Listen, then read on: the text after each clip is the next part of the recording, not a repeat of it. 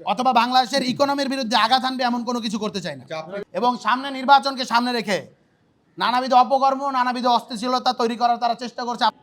আমরা তালিকাটা পাবলিক করে নিই তদন্তের স্বার্থে, যাতে তদন্ত কর্মকর্তাদেরকে কোনো প্রকার বিঘ্ন না করা হয়, সেটা যাতে শান্তিপূর্ণভাবে চলে এবং তারা যাতে সুন্দরভাবে তাদের এই তদন্ত কার্যক্রম সম্পন্ন করতে পারে, তাই এই লিস্টটা কিন্তু পাবলিক করা হয়নি। কিন্তু আপনাদের কাছে অলরেডি নানাবিধ, আপনারা বলছেন যে নানাবিধ সোর্স থেকে বিভিন্ন ধরনের লিস্ট চলে আসছে।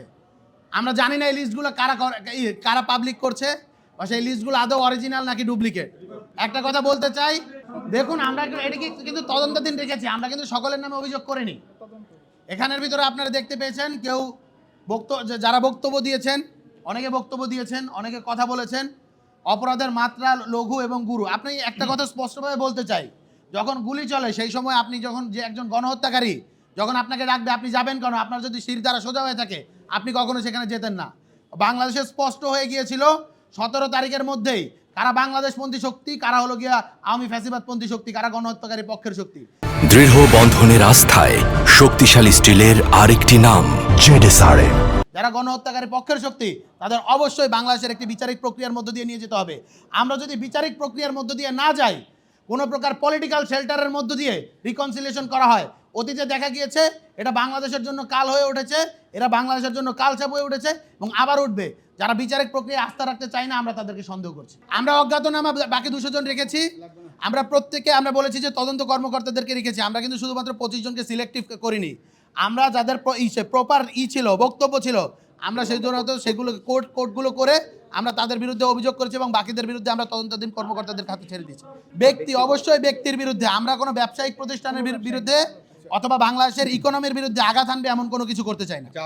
দেখুন, আপনারা হয়তো, আমরা বলেছি 5 তারিখের পরবর্তীতে অলরেডি বাংলাদেশ গভর্নমেন্ট থেকে জুলাই এর 1 তারিখ থেকে 8 আগস্ট পর্যন্ত কিন্তু ইন্ডেমনিটি দিয়েছে এবং তার খুব দ্রুততম সময়ে আপনারা অধ্যাদেশ দেখতে পাবেন এবং জুলাই ঘোষণাপত্রে কিন্তু আমরা এটি দেখতে পেয়েছি। যারা যখন কিনা গণহত্যা চলছে সেটাকে আমরা বলি যে বৈপ্লবিক সহিংসতা শব্দটা আন্তর্জাতিকভাবে ব্যবহার করা হয় এবং আমরা এটাকে আমাদের বাংলাদেশের যে শব্দ বাঙালি ভাষায় সেটাকে বলি গণপ্রতিরোধ। আপনারা যদি গণপ্রতিরোধকে সহিংসতা আকারে দেখাতে চান এবং যারা গুলি করছে, যারা গণহত্যা চালিয়েছে, তাদের পক্ষে জাস্টিস উৎপাদন করতে চান, আমরা বলতে চাই যেই জিনিসটা বাংলাদেশের আইন দ্বারা ইন্ডেমনিটি দেওয়া হয়েছে সেই জিনিসটাকে প্রশ্ন করাকেও আমাদের সন্দেহের দৃষ্টিতে দেখা উচিত। আমরা কিন্তু একটা বক্তব্যে স্পষ্ট করে বলেছি যে আমরা মনে করেছিলাম এবং আমরা বিশ্বাস রেখেছিলাম সত্যিকার অর্থে, এই জন্য আমরা 5 তারিখে সকল প্রকার সহিংসতাকে বন্ধ করতে বলেছি এবং পুরো পৃথিবীতে নজিরবিহীনভাবে এত বড় একটি রক্তক্ষয়ী বিপ্লবের পরবর্তী সময়ে এত কম সহিংসতা হয়েছে পৃথিবীর ইতিহাসে। আমি চ্যালেঞ্জ করে এখানে বলতে পারি, আমরা স্টাডি করেছি, একটা উদাহরণও নেই। এর কারণ আমাদের ওই সময়ের কেন্দ্রীয় যে নেতৃত্ব, সেই নেতৃত্ব সুস্পষ্টভাবে কমান্ড দিয়েছে। কিন্তু আমরা পরবর্তীতে দেখতে পেয়েছি, আমরা আশা করেছিলাম আওয়ামী যে স্বৈরাচারী যে শেখ হাসিনা, তার পতনের সাথে সাথেও এই যে আওয়ামী ফ্যাসিবাদের যে চিন্তা, তারও পতন ঘটবে। এর ফ্যাসিবাদের যে এনাবেলার, তারাও এই জায়গা থেকে সরে আসবে, কিন্তু তারা সরে আসেনি। এবং সামনে নির্বাচনকে সামনে রেখে নানাবিধ অপকর্ম, নানাবিধ অস্থিতিশীলতা তৈরি করার তারা চেষ্টা করছে। আপনাদের গণমাধ্যম থেকেই আমরা ব্যাপারগুলোকে স্পষ্ট হচ্ছি, ব্যাপারগুলোকে জানতে পারছি। তাই আমাদের এখন আমরা অতীতেও আমরা এই জিনিসটাকে সুযোগ দিয়েছি। আমরা মনে করেছিলাম তারা আসলে যে জাস্টিসের পক্ষে, জুলাইয়ের পক্ষে, বাংলাদেশের পক্ষে ফেরত আসবে, কিন্তু তারা আসেনি।